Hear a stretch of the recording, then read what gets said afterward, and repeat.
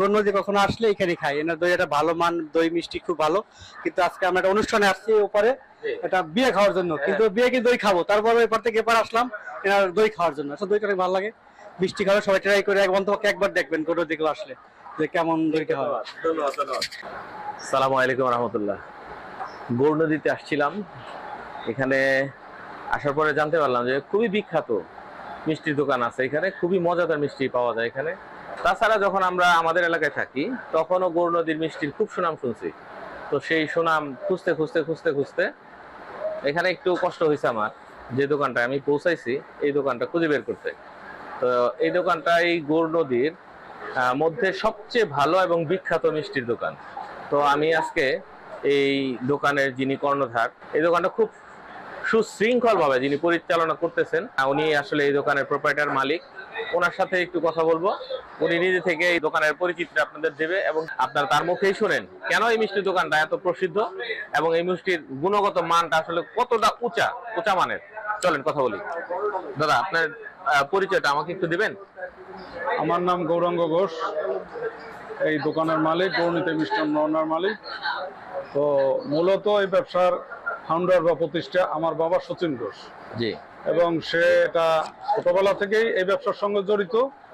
তারপরও 1948 সন থেকে জি পুরোপুরি সে এই ব্যবসায় মনোনিবেশ করে। জি। এবং সেই থেকে তারই ধারাবাহিকতায় আজ অব্দি চলছে।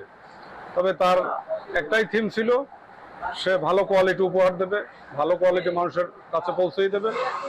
এবং সেই যে থিম, সেই থিম থেকেই আজকে সতীন ঘোষের নাম সারা বাংলাদেশে ছড়াই গেছে। এই সুনামটা মূল উদ্যোক্তা তিনি, আমরা তার ধারাবাহিকতা বজায় রাখছি এবং তার যে লক্ষ্য এবং উদ্দেশ্য সেইটা ধারণ করিয়েই আমরা আজ অব্দি চলতেছি, যে কারণে সুনাম দিন দিন আরো ছড়াই করতেছি। আলহামদুলিল্লাহ। আপনার এখানে মোটামুটি কয়টা শাখা আছে? আমার এখানে আছে এটা আর একটা আছে, দুটোই আছে। মূলত এটা মেইন শাখা। এটা মেইন শাখা। এটার সাথে আপনার যাবতীয় মিষ্টি তৈরি করা কারখানাটা সব একসাথে জড়িত। আর বাজারের ভিতরে একটা আলাদা শাখা করা আছে, ওইটা কে পরিচালনা করে? আমি করি, কিন্তু আবার লোক বসে, অন্য লোক বসে। আপনার পরবর্তী প্রজন্ম যারা, আপনার ছেলে সন্তানরা, ওরা কি মিষ্টির ব্যবসার ভিতরে জড়িত আছে? আছে, এখনো পুরোপুরি জড়িত নাই, তবে ছেলে না হোক অন্য কেউ ডে বাই ডে আমরা এটাকে বাড়ায় নেওয়ার চিন্তা ভাবনা আছে। আচ্ছা, যাই হোক, আলহামদুলিল্লাহ। কোনোদিন নষ্ট করার মতো ইচ্ছা বা মানসিকতা নাই। না, যেহেতু লোক একজন থাকবে, আমি হয়তো 500 বছর বেঁচে থাকবো না, অবশ্যই না, কিন্তু কেউ না কেউ এটা পরিচালনা করবে।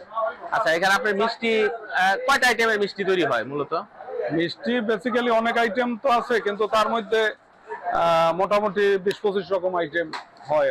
20-25 মোটামুটি মিষ্টি। আর দধিটাও তো করেন, ছানাও করেন? হ্যাঁ, দধি করি। বিশেষ মিষ্টির একটা নাম বলেন বা দুইটা নাম বলেন যেটা সবচেয়ে ভালো চলে আপনার এখানে। একটা আছে ক্ষীরপুরি, যেটা ছানার ক্ষীরপুরি, 1 নম্বর পিওর ছানার ক্ষীরপুরি। ক্ষীরপুরিটা হলো ক্ষীরা এবং ছানা দুইটাই সংমিশ্রণ, যে কারণে ক্ষীরপুরি। এই মিষ্টিটা খুব ভালো চলে, খুব ভালো, কোয়ালিটিও ভালো, মানে মিষ্টির পরিমাণ সামান্য এবং ছানাটাই ম্যাক্সিমাম। আর রসগোল্লা আছে। আর দই ব্যাপারটা তো দেখলাম, তো আমাদের সারা বাংলাদেশে জানা আছে, সবাই তো গৌরনদীর দই ভালো, খুবই ভালো মানের দই বলতে সচিন ঘোষের দই। এটাই, সেই ক্ষেত্রে আপনারা আমাদের এই সাধারণ ক্রেতা যারা, এই দইয়ের পাতিলাটা পাতলা করলে কোনো সমস্যা হয় না? পাতলা করলে যেটা করি, এর থেকে পাতলা করলে আবার ওইটা টেকবে না, কারণ আমাদের দইটা তো বিভিন্ন জায়গায় নিয়ে যায়। জি।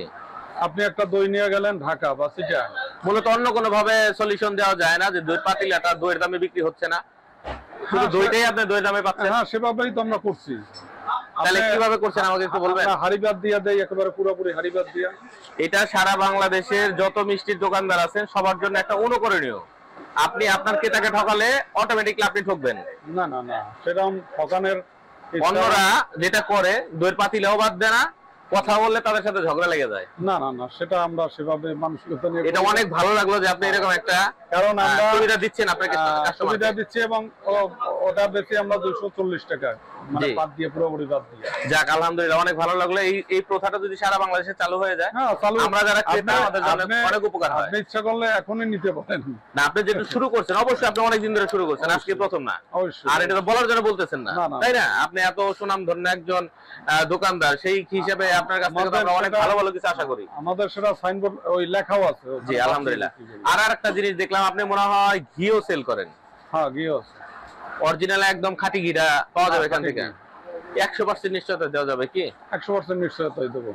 কারণ ঘিটা যখন আসলে তো সবাই কিনে খায় না, যারা খায় তারা একটু হাই লেভেলের হয়। সেই ক্ষেত্রে দেখা গেল কোনো ঊর্ধ্বতন এমন কোন লোকের কাছে পৌঁছে গেল, সেই ক্ষেত্রে 100% নিশ্চয়তা দিলাম, কিন্তু তার কাছে ওইটা বাধা সম্মুখীন হইলাম আমি, সেই ক্ষেত্রে সমস্যা হবে না তো? না না না, যাই হোক, ঘিটা অরিজিনাল পাওয়া যাবে। খুবই ভালো মানের ঘি এখানে আমি দেখলাম এবং খুবই সেন্ট।